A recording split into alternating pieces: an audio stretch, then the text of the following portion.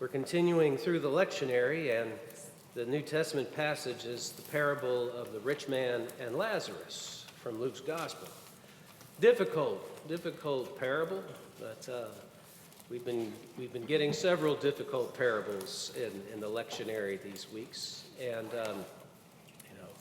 we're going to set the context for the parable after I read from the book of Psalms, and this psalm ties in so well with the other because it's a prayer of assurance. You know, God's taking care of us in all times and all things. And so I'm going to be reading from the 91st Psalm and the first 6 verses, and then verses 14 and 16. Psalm of assurance of God's protection. You who live in the shelter of the Most High, who abide in the shadow of the Almighty, will say to the Lord, my refuge and my fortress, my God, in whom I trust. For he will deliver you from the snare of the fowler and from the deadly pestilence. He will cover you with his pinions, and under his wings you will find refuge. His faithfulness is a shield and buckler. You will not fear the terror of the night, or the arrow that flies by day, the pestilence that stalks in darkness, or the destruction that wastes at noonday. And those who love me, I will deliver. I will protect those who know my name. When they call to me, I will answer them. I will be with them in trouble. I will rescue them and honor them. With long life, I will satisfy them and show them my salvation. We find the parable of the rich man and Lazarus in the 16th chapter of Luke. The context of this parable in the chapter is continuing dispute that Jesus has with the Pharisees. And in particular, in these texts, he tags them because of their love for money. Just gets right on them. And he called them out, even saying in the 16th chapter, you cannot serve God and money.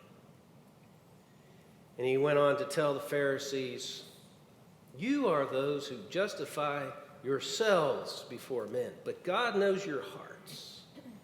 For what is exalted among men is an abomination in the eyes of God. He wasn't going to make any friends with the Pharisees this week. And as you listen to this parable, I want you to remember, it's a parable. It's a story that Jesus tells. And he positions this story in this world and in the world to come, life after death. And he uses categories that they would have understood and talked about in their day, being in Abraham's bosom and also being in the pit in Sheol. It's something they would have talked about and would have speculated about. And so he uses categories that they understand, and it's part of their thinking to make a point about life, about the way they live. Their speculations about life after death becomes the stage where Jesus talks about how we are to live our lives while we're living. And we probably at times speculate about, what's going to be like after death. I hope we do, and think about the world to come and what that might be like. And I was thinking, in our day, what would we talk of, the things that kind of we use to talk about that other time is Peter at the gate. Those jokes about Peter going to meet him, and he's standing at the pearly gate, And there's hundreds of those kinds of stories, but here's one. Very wealthy man. The angel comes to him and says, I'm sorry, but your time is coming to a close and you're going to die. And the man says, well, can I ask a favor? He said, yeah, what is it? He said, I'm very wealthy and I'd like to convert some of my wealth into gold and take my gold with me to heaven. Would that be okay? Angel said, sure, you can do that. And so he does. He converts his wealth into a lot of gold, puts it in a suitcase. And so he shows up at the pearly gates, and Peter says, what's in the suitcase? The man opens it up, shows Peter. Peter says, why are you bringing asphalt to heaven? Streets are paved with gold, you know.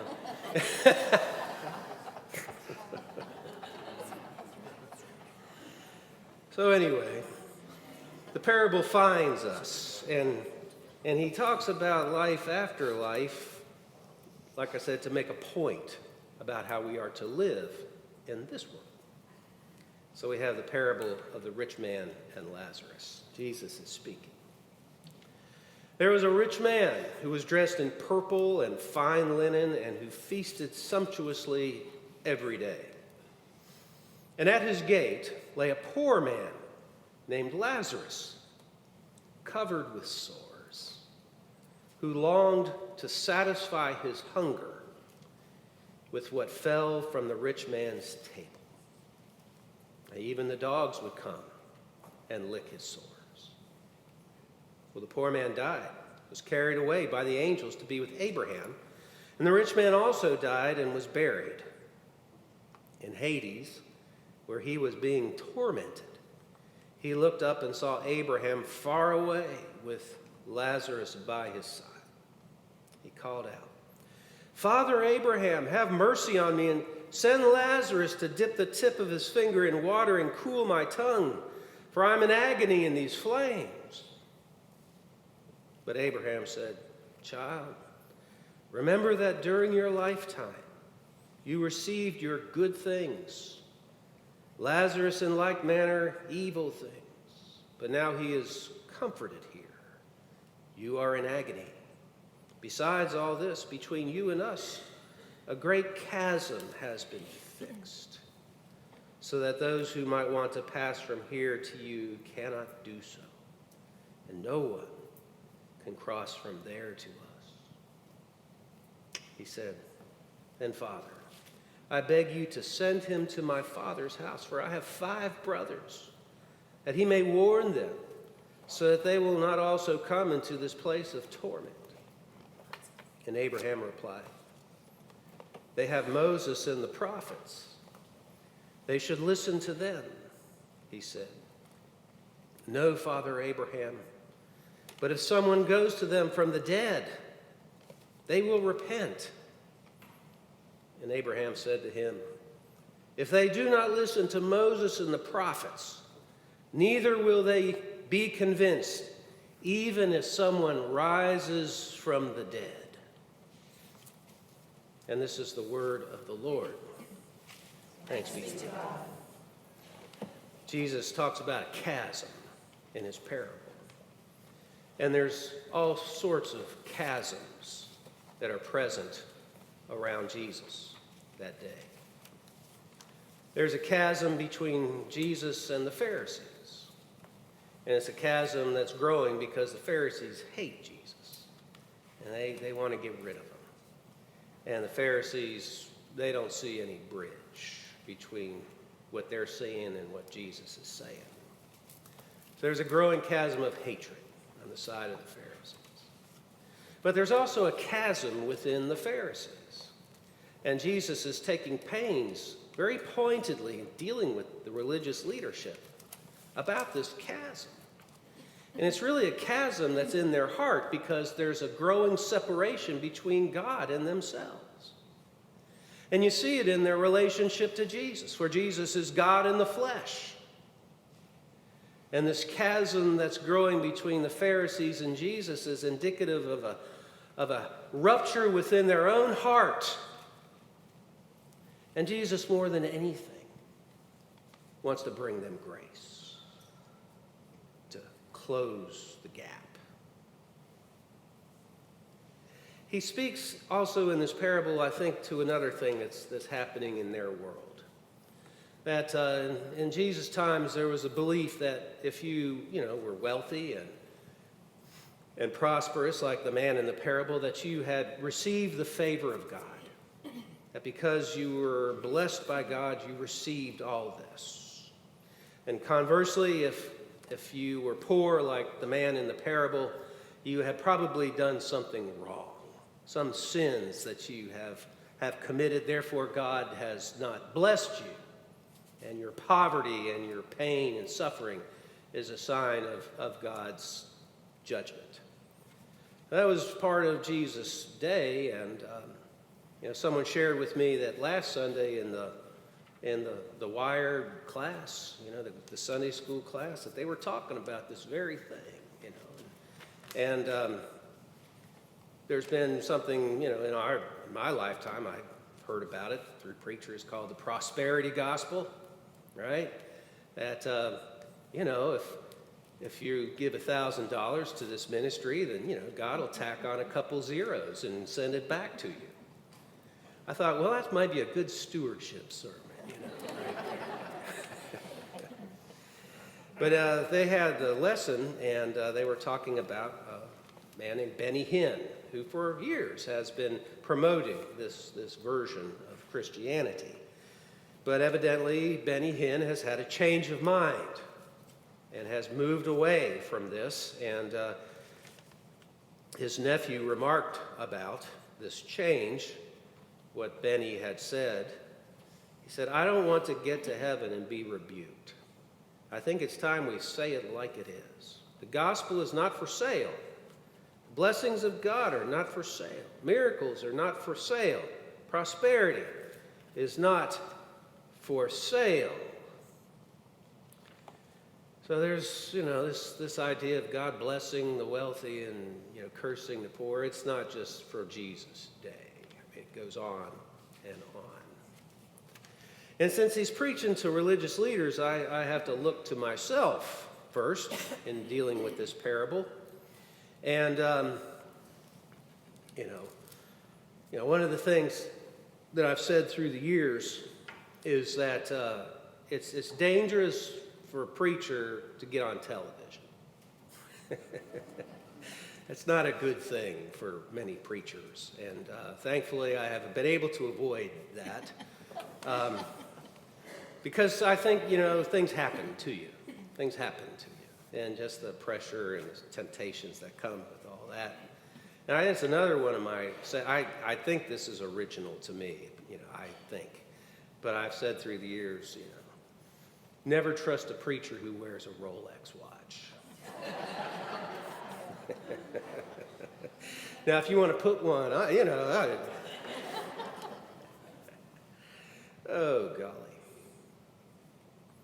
Looking at this parable, it makes you look at your life. That's Jesus, in some of his teachings, he uses this tool to paint contrasts. He'll say, here's one thing, and here's the other. And he'll paint these contrasts as far as we can imagine. And I think the force of that teaching is that he makes us look at these contrasts and ask, where do I fall in here?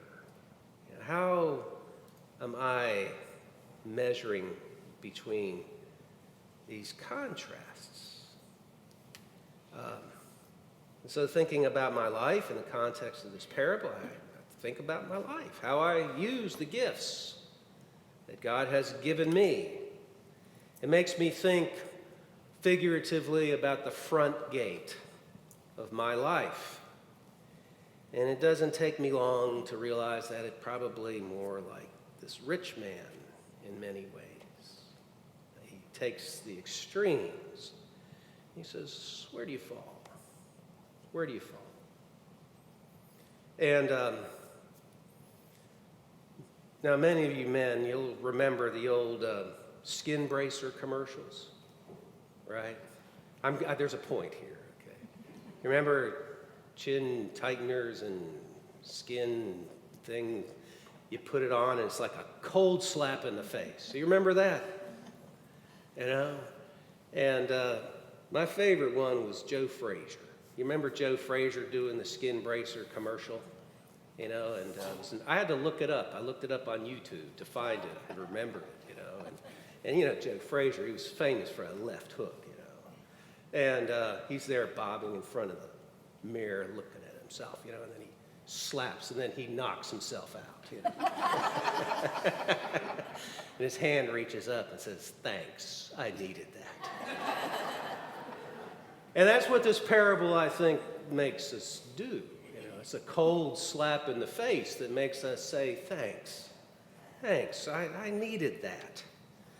Because I think if we find ourselves a little troubled about our own life after hearing the parable, that's a good thing.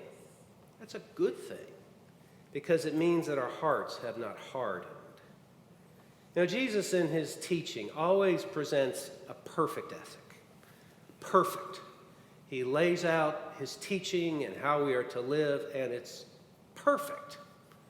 You know, you go home and read the Sermon on the Mount this week with an open heart, and you go, "Oh, golly, I'm in trouble," you know. But the thing about Jesus, while he always presents the perfect ethic, you always see him dealing redemptively with people who have fallen, you know. And we wouldn't want a God who says to us, you know, I don't really care what you do, just, you know, mess up and all that, you know, who cares, you know, I don't care. We wouldn't want God to give us a standard that just would lead us into trouble, to heartache, into pain, you know. And I think about my dad growing up, you know, and Dad never said to me, "Jack, I really would be fine if you were mediocre."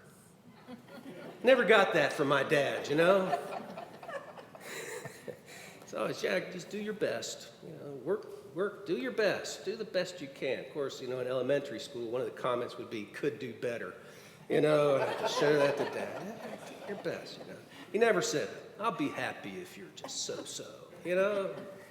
How much more so God? He wants us to do the best we can, be the best we can. And perhaps also one of the things that comes out of this parable is this thought, you know, if I just had another chance, if I could just do it over again. But that's the beauty of the parable, is that we do. You know, we're alive. We have an opportunity every day to move in a different kind of direction, the direction that Jesus would have us live. You know, and Jesus always dealt redemptively, encouraged. You know, he says to us, "I don't condemn you either. Go and sin no more. Live a better life. Follow the pattern of my life." You know, that's how Jesus deals with us. And one of the things the Pharisees complained about Jesus is that he was a friend to sinners. You know, they just got them all upset that Jesus hung out with sinful people. So evidently, sinners like to have Jesus around. He wasn't condemnatory. He became their friend. And that's what he does with us. That's what he would do with the Pharisees if they would just open their heart. We are saved by grace. By grace. Here's another Peter at the gate story. The man dies, and he's standing in front of the pearly gate, and Peter meets him and says to him, "All right, it's a point system to get in. And we're going to go through your life, and if you get to 100, you're in." So Peter said, "What do you got?" Man said, "Well, I went to church every Sunday." Peter said, "That's 2 points." He said, "I tithed. That's a half a point. I gave money and food to the poor. That's a quarter of a point." The man said, "I'll never get in except by the grace of God." Peter said, "Bingo, you're in." You know, we're saved by grace. The other thing about this parable is to think about our lives and how we live. This is what one person said about this parable coming out of it. He wrote, "We all have to live with the persons we become." We all have to live with the persons that we become. That was a cold slap in the face. That when I saw that comment, it just, that's a powerful thing. We have choices. Every day is a new day. And we have choices that we make about how we're going to live and how we're going to be, what kind of persons we want to be. And I thought about that statement, and another thought kind of on top of that is this, that other people have to live with the persons we become, And so thinking about how we affect those, especially whom we are closest to. Well, the Pharisees weren't troubled at all. It just made them even angry. And they didn't want any part of Jesus or his teaching. They just tried even more to get rid of it. And Jesus takes this cautionary tale about the rich man and Lazarus into a whole other place when he mentions the resurrection of the dead. And obviously there it seems to me he's referencing himself. And perhaps, as he comes to us resurrected, he's made me look again at the front gate of my life. He's also making me look for him who is also seated out there. As John said in the Revelation, Jesus stands, "Here I stand at the door and knock." In a way, Jesus is positioning himself in this parable, it seems to me, as the poor man at the gate, both literally and figuratively. Lazarus means God helps. And is there anyone who embodies the help and presence of God in his life more so than Christ himself? And as we listen for his voice and open the gate to him, then he will lead us into service to those whom he will direct us. There is only one voice from the dead, and that's Jesus, who is speaking to us this day, even through this very text. So let us continue to pray that we and others will listen. We will take care and listen. For in the parable, Abraham was wrong, at least about us, for the basis of our hope is the one who rose from the dead, one who speaks, greets us at the door, takes us on the journey, where we know that we are loved and continue to learn how to love everyone, no matter where they may fall. In Jesus' name.